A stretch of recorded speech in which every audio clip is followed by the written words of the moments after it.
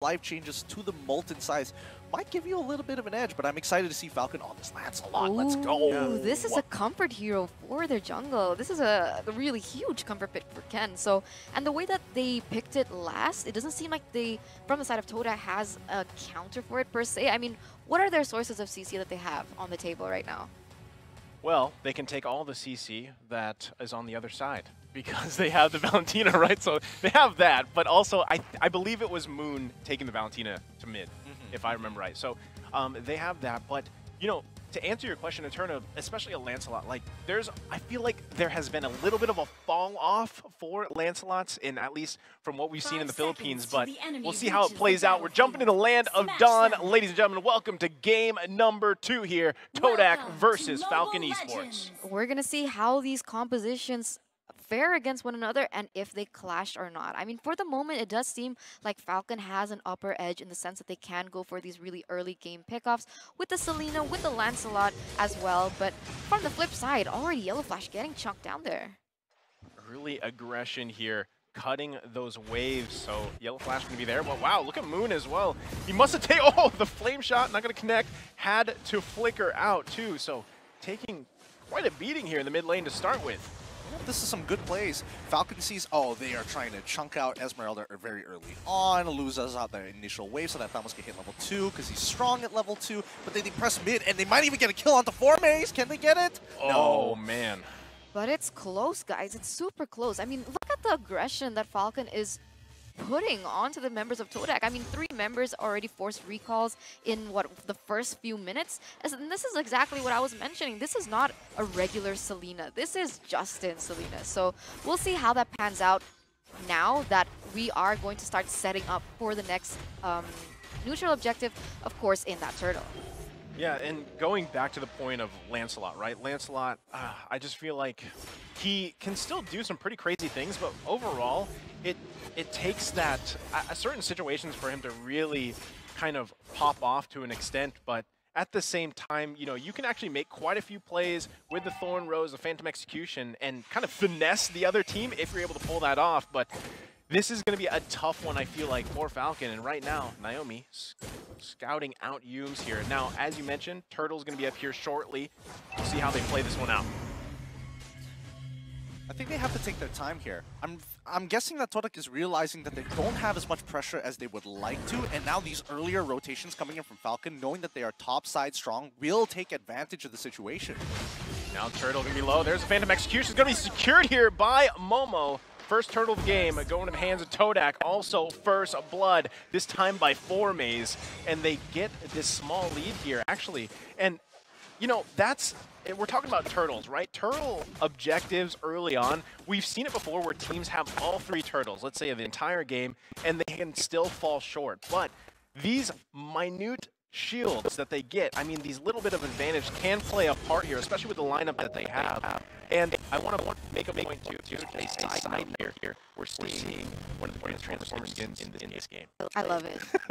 It's so beautiful. But like on that note about Turtle, I think it's important if they use it to their advantage. I mean, taking Turtle is great. You do get a little bit of gold and so on and so forth. But if they can't utilize it in terms of pickoff, in terms of team fight, I don't know how much they can extract from the huge potential that actually a Turtle can give you. I mean, look at this right now. They're bullying the jungle here because Kenn, I mean, that's what they have to do, right? Momo, he's so tanky, especially this early on. We're only 3 minutes in. But he actually just goes into the jungle when he wants, and that's kind of the strength of Barrett's. At the same time, you have the Daytona's welcome, right? You can kind of pick a target out, especially if you can find the right target. So this could be an advantage for Todak, but right now, a little skirmish comes off here into the river, but nothing going to commence out of that. This was a risky play by Falcon. I mean, understanding that Todak did pick up the Valentina, I do understand that Naomi using this Akai is like a huge OP here, but that has to wait. All right, now again, Naomi popping the Hurricane Dance. They're not going to find a kill just yet. Kenn could be in trouble. Into the jungle he goes. Now Ciku just playing around here on the border. Naomi going to take quite a bit of damage. Yumes goes in with Circling Eagle and finds one here. Another one on the board for Todak. Oh, finally, the kills are coming through. Todak has been like playing through. Oh, wait a minute. A little missile arrow action right there. Ciku, goodbye. You got to watch out for those arrows, and Justin lands another one here. Now, Turtle going to be up. Justin has been pretty accurate, I feel like, with these missile arrows.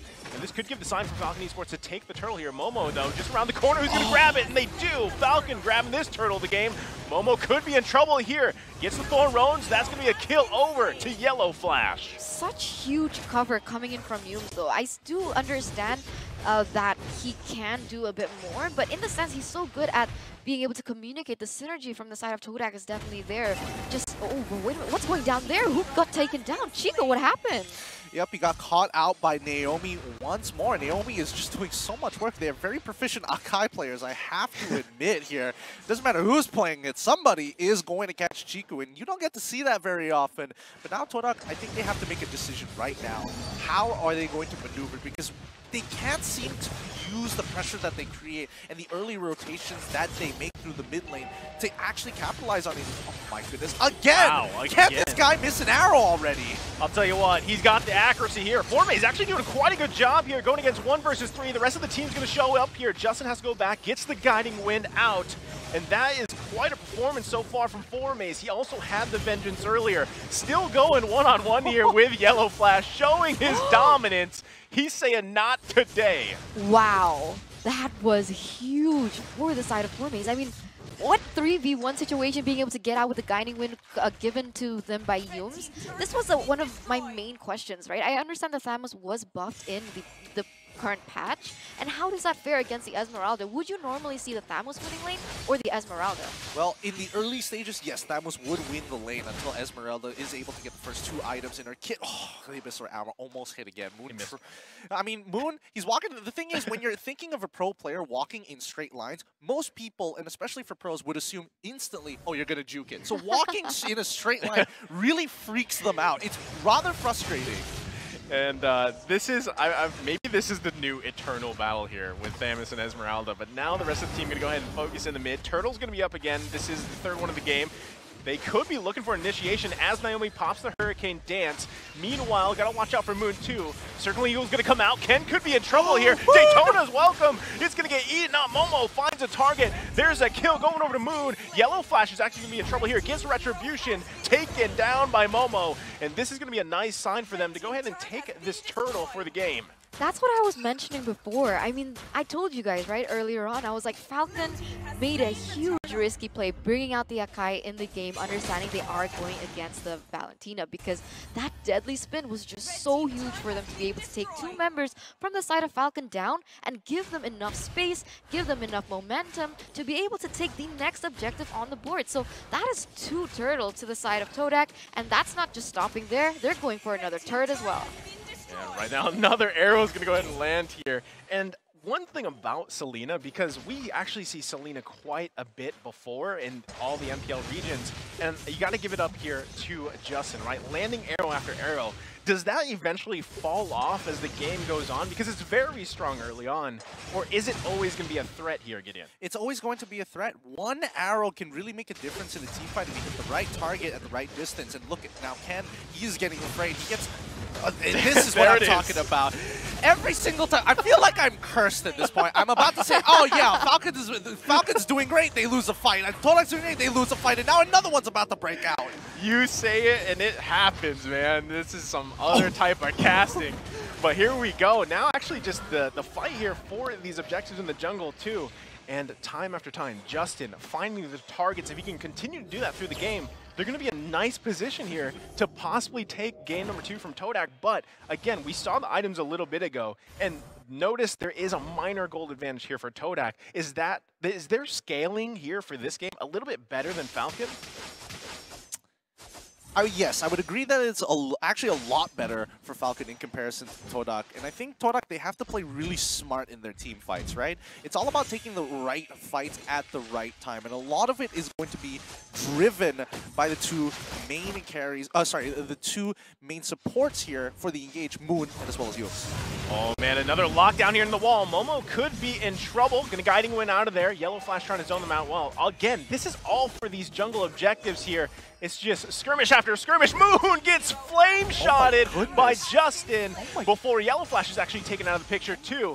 Now they're going back to the base, retreating here. Now the Lord is up, but these are some big plays happen here on the jungle. Yeah, huge, huge, huge. 1-for-1 trade for both teams. It is going to be that mid lane for that EXP lane, but the problem is, it is still Todak being able to take 2 more turrets on the board. So what we saw in game number 1, where Falcon was able to kind of, alleviate the situation, it's a little bit similar now. Todak is quite in the lead, 2,500 gold to their name. They have 6 turrets as well, and with the space, they might be going for this Lord.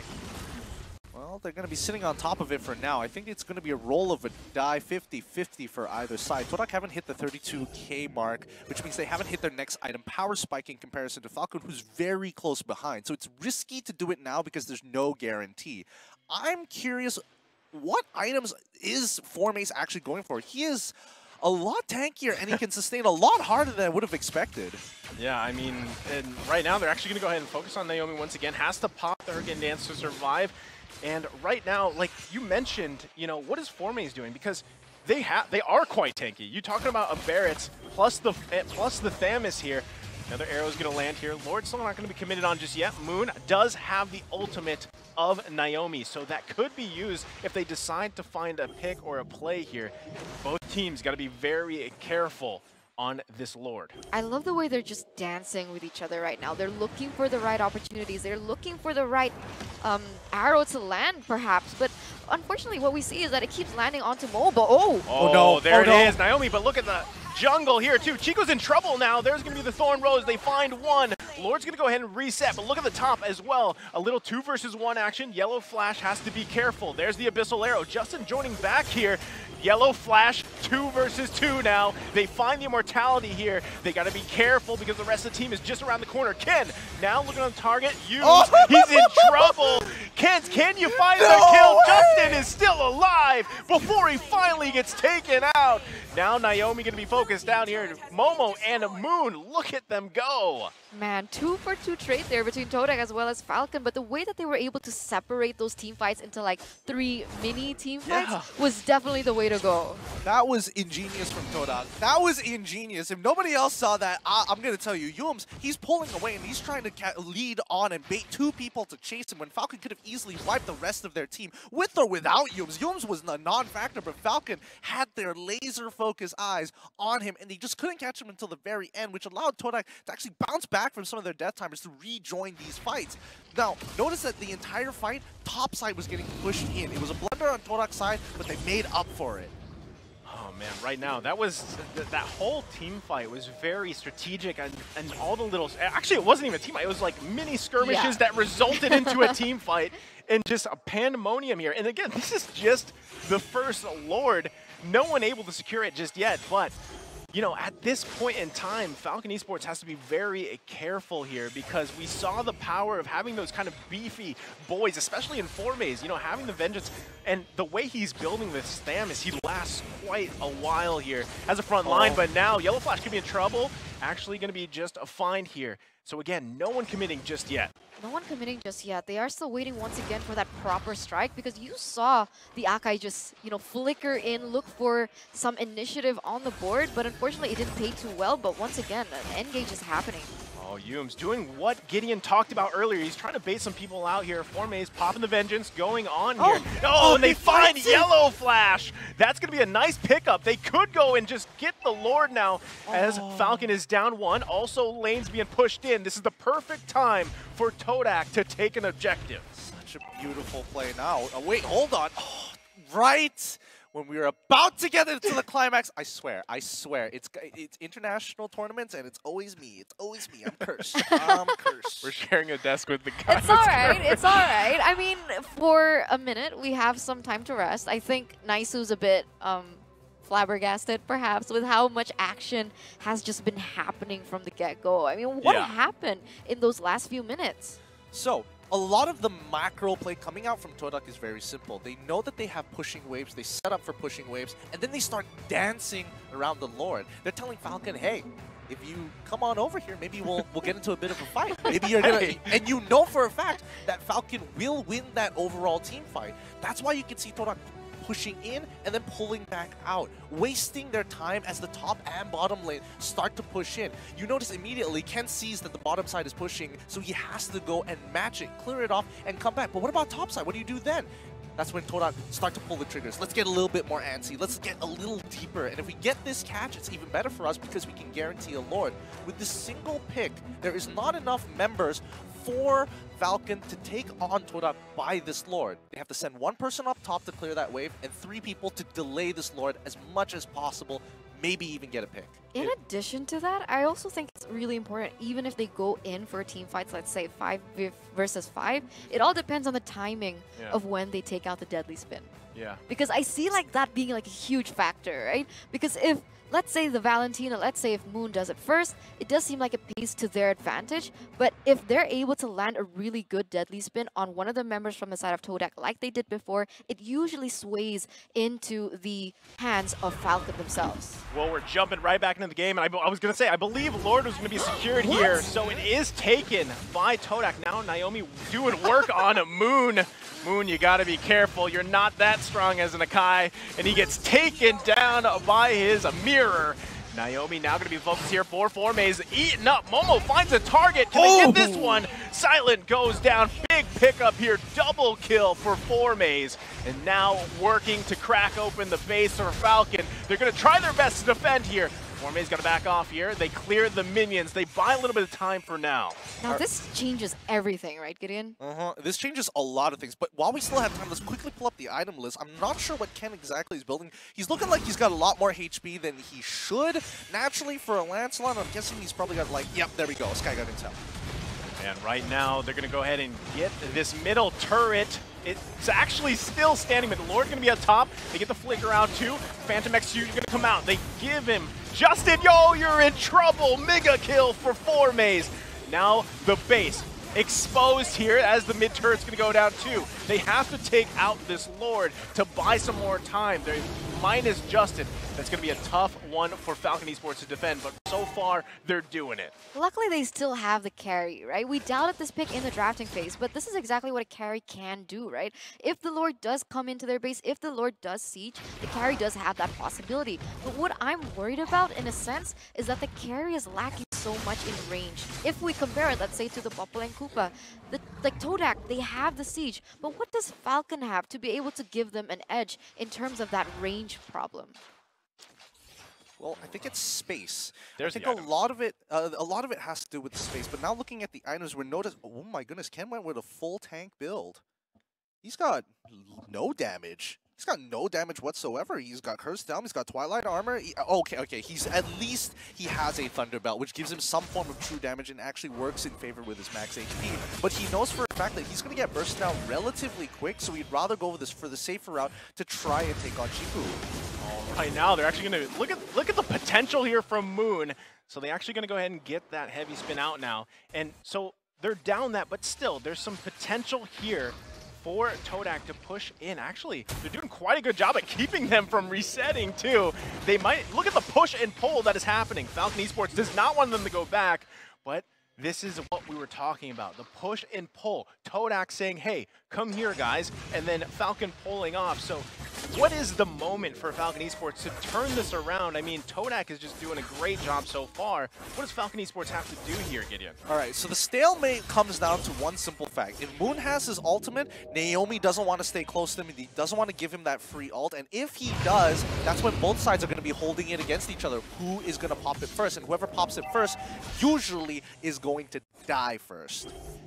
You don't want to lose a member now, because now this Luminous Lord, the powered up Lord, is going to be for the taking, and they only have one turret left in their base for Falcon Esports, so they've got to be careful. They can't lose Justin, right? He doesn't have the immortality here. Silent also pretty exposed, just playing that carry with a little bit of low range here. They're going to go ahead and poke just a little bit, but again, look at Formaze able to just zone out Kenn here. No one wants to give the go signal on the Lord just yet. Look at the damage, though, coming out from Silent. It could be beneficial here. Formaze once again going 1 versus 2 in the mid lane. They might actually go ahead and start up this Lord for now. Yep, but notice, top wave, it's building up. It's going to happen all over again. Oh, the Abyssal Arrow is going to land. Falling Star Moon's going to come in. Can they get the immortality from Yumes? They actually flickers out and he's okay. Moon finds the immortality here. And that's the response. But Moon grabs that one. Lord's going to get taken out.